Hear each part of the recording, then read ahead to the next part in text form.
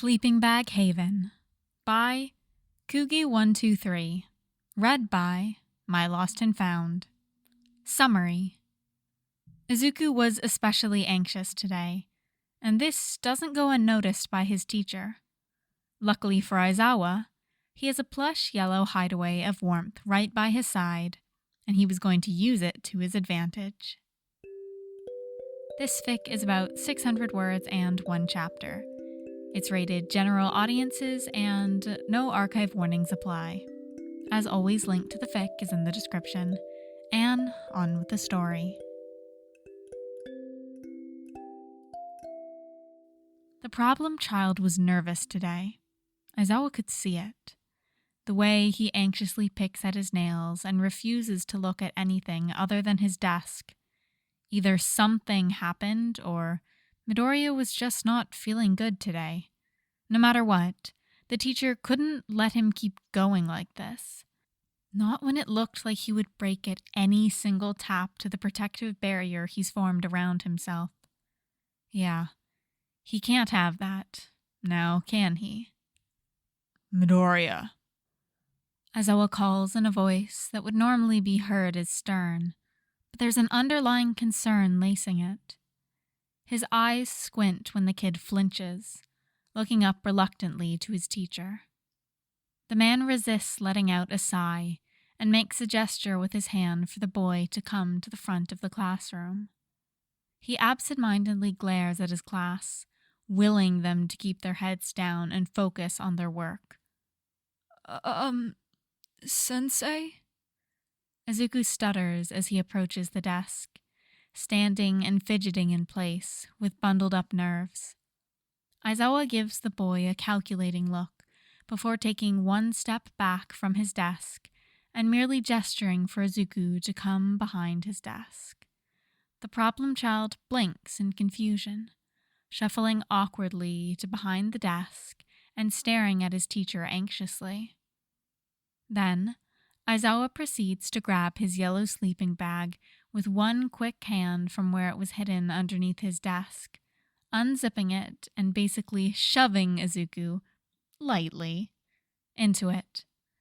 The boy letting out a startled squeak as he falls to the ground, but landing softly as the plush sleeping bag breaks his fall. The whole class watches as Aizawa zips the sleeping bag up with Izuku in it, and drags the boy so his face would be hidden by his desk. The teacher ignores all their dumbfounded looks and goes back to grading essays, not looking down to Izuku as to give him privacy in the cocoon of warmth that was Aizawa's sleeping bag. The boy's confusion slips away slowly, choosing to question this another time when the sleeping bag wasn't grounding him into a surreal amount of calmness. The yellow plush was zipped up so much that only his eyes were really showing, and if he just turned his head... darkness.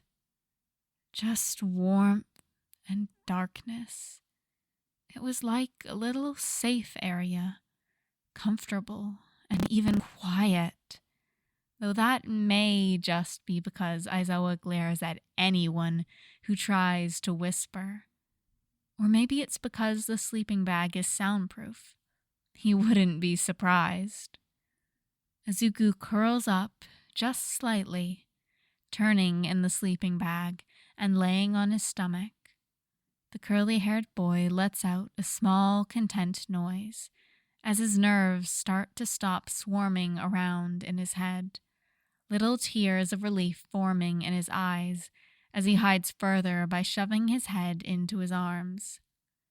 The class decides not to comment when Izuku starts to let out soft snores, evidence of the boy's stress very clear with the noise itself. He deserves to nap, as their teacher sometimes did during class. It's not like he was behind anyway. It's fine to take days off when needed. Aizawa waves his students off when the bell rings, not letting them wake Izuku up, and promising he would make sure the curly-haired boy would eat. For now, however, The teacher would let him sleep for 30 minutes or so. Then they can get food and talk about what got the boys so rattled today. After all, Aizawa wasn't soft by any means. He wasn't, no matter what Hazashi says. But he won't let his kids stay distressed. Fuck that. Not soft. I repeat, he's not soft. Anyway, at least the sleeping bag trick worked. He'll keep that in mind. And that is all for this short and sweet little Dadzawa fic. I recommend going to the original fic because they've included some art that they did for it and it is adorable. Go look at it, it's just so cute. Anyway, that is all for this lovely little short fic that I had the pleasure of podficking. So yeah, that is all for now. Go leave a kudos, go leave a comment on the original, whatever you can. Anyway, I will see you guys next time.